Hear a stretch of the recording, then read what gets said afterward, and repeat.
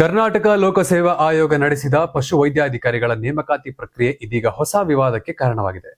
ನೇಮಕಾತಿಯಲ್ಲಿ ವ್ಯಾಪಕ ಅಕ್ರಮ ನಡೆದಿದೆ ಎಂದು ಆರೋಪಿಸಿರುವ ಬಿಜೆಪಿ ಆಯ್ಕೆ ಪ್ರಕ್ರಿಯೆಯನ್ನು ರದ್ದುಪಡಿಸಿ ಮರುಪರೀಕ್ಷೆ ನಡೆಸುವಂತೆ ಆಗ್ರಹಿಸಿದೆ.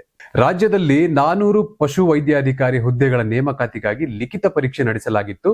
ಇದರಲ್ಲಿ 342 ಸಾಮಾನ್ಯ ಹಾಗೂ 58 ಬ್ಯಾಕ್ಲಾಗ್ ಹುದ್ದೆಗಳಿದ್ದವು. ಜನವರಿ 8ರಂದು ಪರೀಕ್ಷೆ ನಡೆದಿದ್ದು, ಜುಲೈ 17ರಂದು ಫಲಿತಾಂಶ ಪ್ರಕಟವಾಗಿತ್ತು.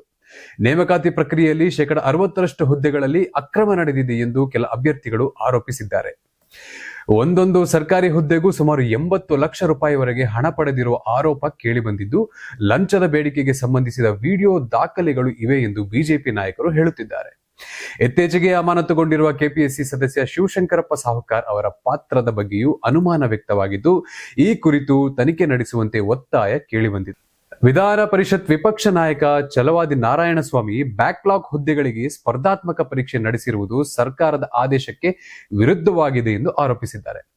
ಅರ್ಹ ಅಭ್ಯರ್ಥಿಗಳಿಗೆ ಅನ್ಯಾಯವಾಗಿದ್ದು, ಸ್ವಜನ ಪಕ್ಷಪಾತ ಹಾಗೂ ಹಣದ ಆಧಾರದ ಮೇಲೆ ಆಯ್ಕೆ ನಡೆದಿದೆ ಎಂದು ಅವರು ಸರ್ಕಾರದ ವಿರುದ್ಧ ವಾಗ್ದಾಳಿ ನಡೆಸಿದ್ದಾರೆ. 400 ಅಭ್ಯರ್ಥಿಗಳ ಆಯ್ಕೆ ಪ್ರಕ್ರಿಯೆಯನ್ನು ತಕ್ಷಣ ತಡೆಹಿಡಿದು ಮರುಪರೀಕ್ಷೆ ನಡೆಸಬೇಕು. ಜೊತೆಗೆ ಎಸ್ಸಿ ಹಾಗೂ ಎಸ್ಟಿ ಬ್ಯಾಕ್ಲಾಗ್ ಹುದ್ದೆಗಳ ನೇಮಕಾತಿಯನ್ನು ನಿಯಮಾನುಸಾರವಾಗಿ ಪೂರ್ಣಗೊಳಿಸಬೇಕು ಎಂದು ಆಗ್ರಹಿಸಿದ್ದಾರೆ. ಈ ಎಲ್ಲಾ ಆರೋಪಗಳಿಗೂ ಸಂಬಂಧಿಸಿದಂತೆ ಸರ್ಕಾರ ಅಥವಾ ಕೆಪಿಎಸ್ಸಿ ಇನ್ನೂ ಅಧಿಕೃತ ಪ್ರತಿಕ್ರಿಯೆ ನೀಡಿಲ್ಲ.